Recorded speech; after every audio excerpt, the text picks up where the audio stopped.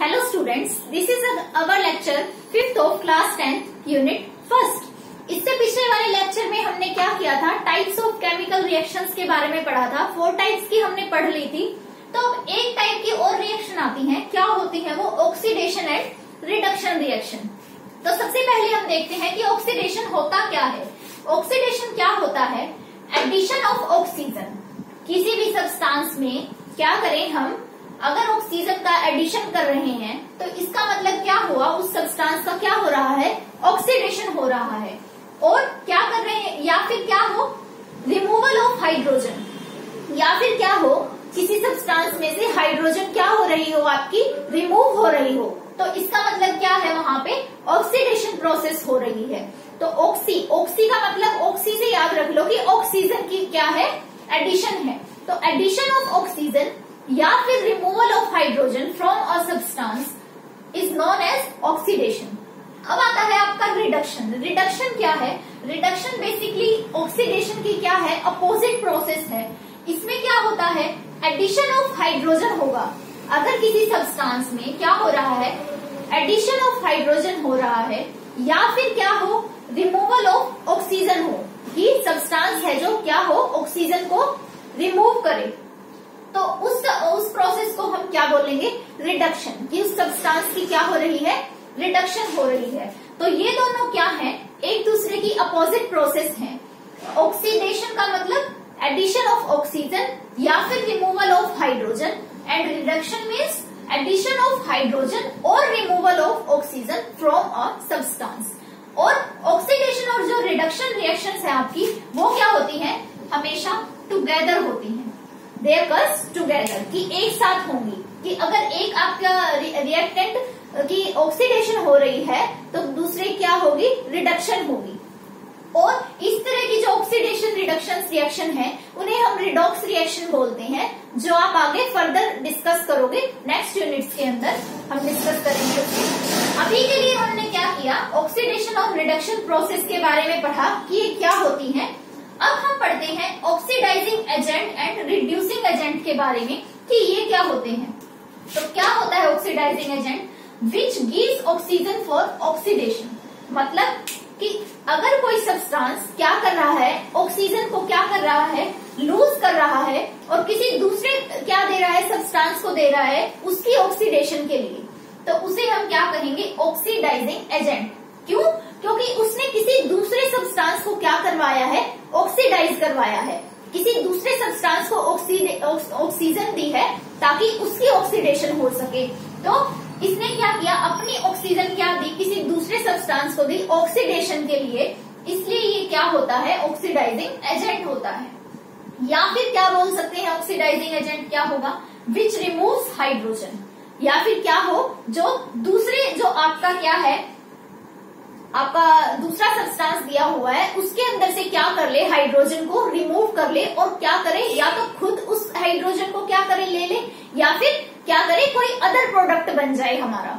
तो क्या होता है, अगर क्या करे कोई भी सब्सटेंस आपका, अगर अपनी ऑक्सीजन किसी दूसरे सब्सटेंस को दे ऑक्सीडेशन के लिए, या फिर किसी दूसरे सब्सटेंस से हाइड्रोजन क्या करे? रिमूव करे, तो वो क्या होगा? आपका ऑक्सीडाइजिंग एजेंट होगा। मतलब विच गेट रिड्यूस्ड। ठीक है, तो क्या होगा कि जो सब्सटेंस खुद रिड्यूस हो रहा है। खुद रिड्यूस क्यों बोला हमने? क्योंकि वो क्या कर रहा है? अपनी ऑक्सीजन दे रहा है, और ऑक्सीजन का रिमूवल का मतलब क्या होता है? आपका रिडक्शन होता है। तो इसलिए जो सब्सटेंस खुद रिड्यूस होगा और अपनी ऑक्सीजन किसी दूसरे सब्सटेंस को देगा ऑक्सीडेशन के लिए उसकी, तो वो क्या होता है? आपका ऑक्सीडाइजिंग एजेंट होता है। मतलब जो सब्सटेंस खुद रिड्यूस्ड हो रहा है वो क्या होगा? ऑक्सीडाइजिंग एजेंट होगा। मतलब जिस सब्सटेंस की रिडक्शन होगी वो सब्सटेंस आपका ऑक्सीडाइजिंग एजेंट होगा। अब हम पढ़ते हैं रिड्यूसिंग एजेंट। रिड्यूसिंग एजेंट क्या होता है? बेसिकली इसकी क्या है? अपोजिट है सब कुछ। कैसे? Which gives hydrogen for reduction. तो जो सब्सटेंस क्या होगा? अपनी हाइड्रोजन क्या करेगा? दे देगा किसी दूसरे सब्सटेंस को उस सब्सटेंस की रिडक्शन के लिए, तो वो क्या होगा? आपका रिड्यूसिंग एजेंट। ठीक है, तो जिस सब्सटेंस ने क्या किया? किसी दूसरे सब्सटेंस को क्या किया? रिड्यूस किया। ठीक, तो वो क्या होगा? आपका रिड्यूसिंग एजेंट। और वो खुद क्या होगा, वो सब्सटेंस क्या होगा, ऑक्सीडाइज होगा। क्यों? क्योंकि वो क्या कर रहा है, अपनी हाइड्रोजन क्या कर रहा है, किसी और को दे रहा है। तो इसका मतलब वो खुद क्या हो रहा है, ऑक्सीडाइज हो रहा है। Because addition removal of hydrogen क्या होता है आपका, ऑक्सीडेशन होता है। इस वजह से वो सब्सटेंस खुद तो क्या होगा, ऑक्सीडाइज होगा, लेकिन उसको बोलेंगे क्या हम, रिड्यूसिंग एजेंट, क्योंकि वो दूसरे सब्सटेंस को क्या कर रहा है, रिड्यूस कर रहा है। क्योंकि वो अपनी जो रिड्यूस की हुई हाइड्रोजन है वो किसी दूसरे सब्सटेंस को दे रहा है। तो मतलब क्या हुआ, दूसरे सब्सटेंस में तो एडिशन ऑफ हाइड्रोजन हो रहा है, तो इसका मतलब दूसरे सब्सटेंस का क्या होगा, रिडक्शन होगा, और वो सब्सटेंस खुद क्या हो जाएगा, ऑक्सीडाइज हो जाएगा बाय रिमूविंग हाइड्रोजन। ठीक, तो और इसका मतलब यही है कि जो सब्सटेंस क्या करे, ऑक्सीजन को क्या करे, रिमूव करे किसी दूसरे सब्सटेंस के अंदर और खुद उस ऑक्सीजन को ले ले और ऑक्सीडाइज हो जाए, उसे हम क्या बोलेंगे, रिड्यूसिंग एजेंट बोलेंगे। जैसे हमने यहाँ पे एक रिएक्शन से दिखाया है, केमिकल रिएक्शन ली है, कॉपर ऑक्साइड लिया हमने CuO और क्या किया, हाइड्रोजन गैस, इनकी क्या की हमने, रिएक्शन करवाई, तो हमें क्या मिला, कॉपर मिला और क्या मिला, वाटर मिला। ठीक, तो हुआ क्या बेसिकली इसके अंदर, कॉपर ऑक्साइड से क्या बन रहा है, कॉपर बन रहा है। मतलब यहाँ पे क्या हो रही है, ऑक्सीजन की रिमूवल हो रही है। तो और रिमूवल ऑफ ऑक्सीजन क्या होता है आपका, रिडक्शन। तो इसका मतलब जो कॉपर ऑक्साइड हुआ आपका, उसकी क्या हो रही है, रिडक्शन हो रही है। अब देखो हाइड्रोजन, हाइड्रोजन से प्रोडक्ट में हमें क्या मिल रहा है, H2O। मतलब यहाँ पे क्या हो रही है आपकी, ऑक्सीजन की एडिशन हो रही है। इसका मतलब जो आपका हाइड्रोजन है उसकी क्या हो रही है, यहाँ पे ऑक्सीडेशन हो रही है। मतलब जो आपका कॉपर ऑक्साइड है वो रिड्यूस हो रहा है और जो आपका हाइड्रोजन है वो क्या हो रहा है, ऑक्सीडाइज हो रहा है। बिकॉज कॉपर ऑक्साइड ने अपनी क्या की, ऑक्सीजन लूज की, और हाइड्रोजन ने वो ऑक्सीजन क्या की, ले ली। तो हाइड्रोजन में क्या हुआ, एडिशन ऑफ आपका ऑक्सीजन हुआ। तो अब देखेंगे इसके अंदर ऑक्सीडाइजिंग एजेंट और रिड्यूसिंग एजेंट कौन सा है। अब आप देखो कि जो कॉपर ऑक्साइड है उसकी क्या हो रही है, रिडक्शन हो रही है। मतलब क्या है, जो कॉपर ऑक्साइड है वो क्या हो रहा है, खुद रिड्यूस हो रहा है दूसरे को ऑक्सीडाइज करने के लिए। तो इसका मतलब क्या हुआ, कॉपर ऑक्साइड क्या हुआ, ऑक्सीडाइजिंग एजेंट हुआ। क्यों? क्योंकि ये खुद रिड्यूस हुआ है। ठीक है, ये क्या हुआ है, खुद रिड्यूस हुआ है और इसने अपनी ऑक्सीजन क्या दी है, दूसरे सब्सटेंस को दी है। लिखा था ना यहाँ पे, विच गिव्स ऑक्सीजन फॉर ऑक्सीडेशन। तो इसने अपनी ऑक्सीजन किसको दी है, हाइड्रोजन को दी है उसके ऑक्सीडेशन के लिए, और खुद रिड्यूस हुआ है, इसलिए ये क्या है, ऑक्सीडाइजिंग एजेंट है। क्योंकि इसने हाइड्रोजन को क्या किया है, ऑक्सीडाइज किया है by giving its oxygen to hydrogen gas.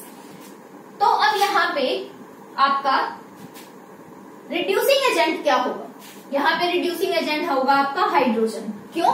क्योंकि इसने क्या किया है, रिमूवल ऑफ ऑक्सीजन करवाया है कॉपर ऑक्साइड्स के अंदर से, और ये खुद क्या हो रहा है आपका, ऑक्सीडाइज हो रहा है। ऑक्सीजन को क्या कर रहा है, ये ऐड कर रहा है अपने अंदर, ऑक्सीजन को गेन कर रहा है। तो इसका मतलब क्या हुआ, ये क्या हो रहा है, ऑक्सीडाइज हो रहा है, इसलिए ये क्या हुआ आपका, रिड्यूसिंग एजेंट हुआ। तो ये थी आपकी oxidation and reduction reaction, note it down.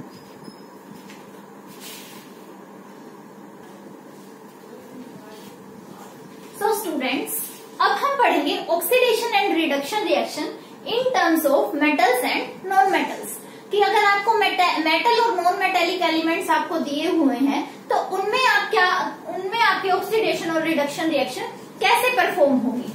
तो ऑक्सीडेशन क्या होती है कि जब आप क्या करवाओ, एडिशन करवाओ किसी नॉन मेटेलिक एलिमेंट की, क्या कि addition of non metallic element, या फिर क्या हो, रिमूवल ऑफ मेटेलिक एलिमेंट, तो उसको हम क्या बोलेंगे, ऑक्सीडेशन बोलेंगे। और उसके अपोजिट क्या होगी आपकी, रिडक्शन रिएक्शन होगी। क्या, the addition of metallic element and the removal of non metallic element is known as reduction. कि क्या करें, अगर हम नॉन मेटेलिक एलिमेंट को क्या कर रहे हैं, ऐड करा रहे हैं, तो वो क्या होगी आपकी ऑक्सीडेशन। और अगर हम क्या कर रहे हैं, मेटेलिक एलिमेंट को क्या करवा रहे हैं, ऐड करवा रहे हैं, तो वो होगी आपकी रिडक्शन रिएक्शन। हमने इसका एग्जांपल लिया है, रिएक्शन परफॉर्म करवाई क्या, कॉपर और ऑक्सीजन के बीच में। ठीक, और हमें क्या मिला, जब कॉपर और ऑक्सीजन को क्या किया, हीट किया, तो आपको क्या मिलता है, कॉपर ऑक्साइड मिलता है।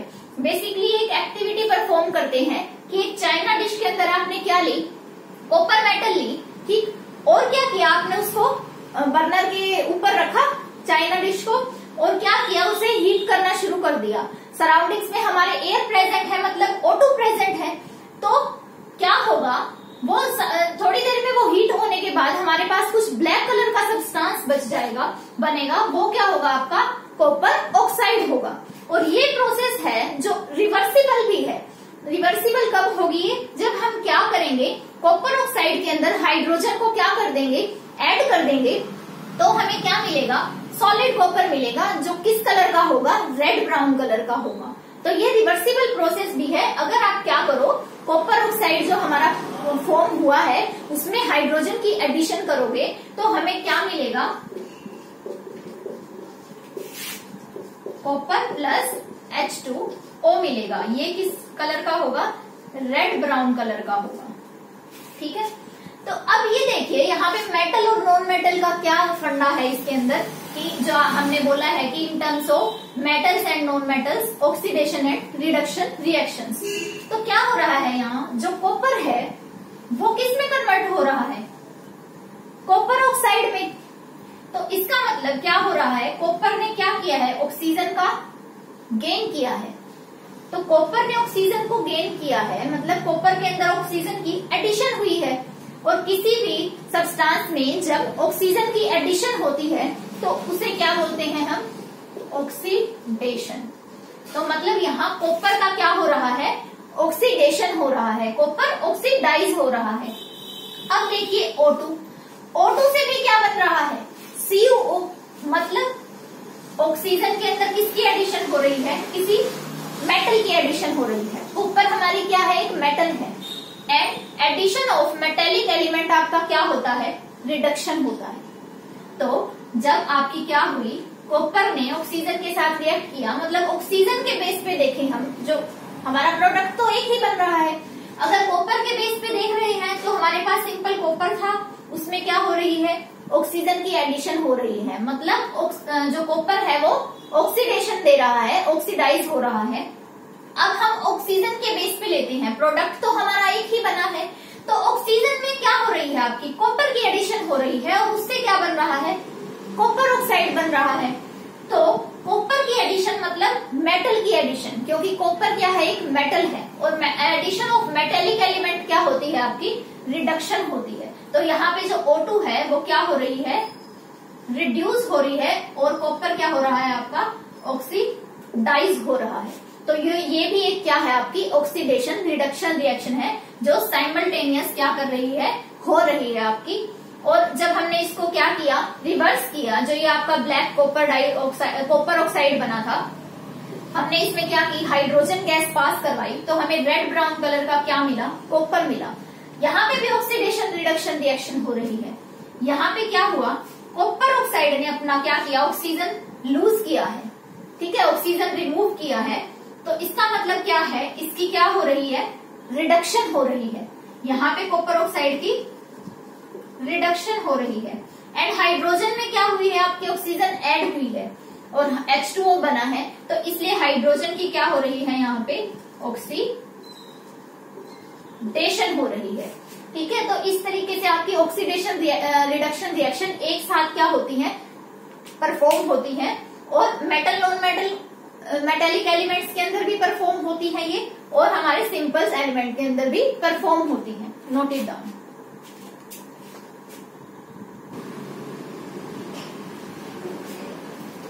सो स्टूडेंट्स, अब हम बात करेंगे effects of oxidation reduction reaction के बारे में, कि उनका इफेक्ट क्या पड़ता है। तो क्या है फर्स्ट इफेक्ट, कि कोरोजन ऑफ मेटल्स, की ऑक्सीडेशन रिडक्शन रिएक्शन है, उनसे क्या होती है, आपकी मेटल कोरोज हो जाती है। और कोरोजन क्या है, it is a process in which metals are eaten up gradually by the action of air, moisture और केमिकल ऑन देयर सरफेस। इसके अंदर क्या होता है, जो आपकी क्या है, मेटल्स हैं, वो क्या हो जाती हैं, ग्रेजुअली क्या होना शुरू हो जाती है, अफेक्ट होना शुरू हो जाती है। कैसे, bye the action of air, moisture और केमिकल्स ऑन देयर सरफेस, कि जब मेटल की सरफेस के ऊपर क्या होता है, परफॉर्म होता है एयर का कोई एक्शन, या फिर क्या मॉइस्चराइज हो जाती है वो, या फिर क्या होता है कोई केमिकल मेटल्स के ऊपर डल जाता है, तो जैसे कि एसिड हुआ आपका, बेस हुआ, तो उससे क्या हो जाती है मेटल की सरफेस कोरोज हो जाता है, ठीक। और ये मेनली कैसे होता है, mainly caused by the oxidation of metals. जब मेटल ऑक्सीडाइज होती है तब होता है मेनली आपका कोरोजन। कैसे, रस्टिंग ऑफ आयरन सबसे कॉमन एग्जांपल है आपका कोरोजन का। और वो कैसे है, क्या होता है, जब आप कोई भी आयरन की रोड या कोई भी आयरन की पाइप, कोई भी आयरन का इंस्ट्रूमेंट अगर क्या है ओपन रखा हुआ है आपका एयर के अंदर, तो जैसे ही कोई बारिश आएगी या फिर क्या होगा आपका डेली उसके ऊपर पानी डल रहा है, जैसे ही वो पानी के कांटेक्ट में आएगा आपका क्या आयरन एयर और वाटर के कांटेक्ट में आएगा, तो क्या होगा, हमारी क्या बनेगी आपकी एक रेड ब्राउन कलर की लेयर बन जाएगी उसके ऊपर, जिसे हम क्या कहते हैं, मेटल की जो सरफेस है उसके ऊपर क्या बन जाएगी आपकी रेड ब्राउन कलर की लेयर बन जाएगी, जो क्या होती है आपकी रस्ट होती है। इसलिए हम क्या बोलते हैं, रस्टिंग ऑफ आयरन। और वो होता क्या है, रेड ब्राउन कलर की जो लेयर है, हाइड्रेटेड आयरन ऑक्साइड। जो आपका आयरन ऑक्साइड है वो क्या होगा, हाइड्रेटेड हो जाएगा, ठीक। जो मेटल का सरफेस है वहां पे रेड ब्राउन कलर की आयरन के ऊपर आपने देखा भी होगा बारिश के मौसम में कि क्या होता है, जो आपकी आयरन के इंस्ट्रूमेंट होते हैं अगर वो ओपन एरिया में रखे हैं तो वो पानी और ऑक्सीजन एयर के कांटेक्ट में जैसे ही आएंगे क्या हो जाती है, उनके ऊपर रेड कलर की क्या हो जाती है, रेड ब्राउन कलर की लेयर जम जाती है, ठीक। और वो क्या होती है, रस्ट होती है, और वो क्या होती है, बहुत ज्यादा सॉफ्ट सब्सटेंस होता है, अपने आप ही क्या हो जाता है, वो वहां से रिमूव हो जाता है। और फिर क्या होगा, दूसरी लेयर क्या बन जाएगी आपकी, रस्ट की बन जाएगी। जैसे ही वो फर्स्ट लेयर रिमूव होगी तो दूसरी लेयर बनना स्टार्ट हो जाएगी। तो जो ये एक्स है ये क्या है, ये एक्स क्या है, number of water molecules in the rust. इसलिए यहाँ पे एक्स लिया है कि कितने भी आपके वाटर मॉलिक्यूल्स हो सकते हैं उस रस्ट के अंदर, और उसी हिसाब से क्या होगी आपकी रस्ट बनेगी कि कितना अमाउंट ऑफ रस्ट आपका मेटल सरफेस के ऊपर बन रहा है, या कितनी आपकी मेटल ऑक्सीडाइज हो रही है, कितनी आपकी मेटल का कोरोजन हो रहा है। तो ये था आपका कोरोजन, नोट इट डाउन।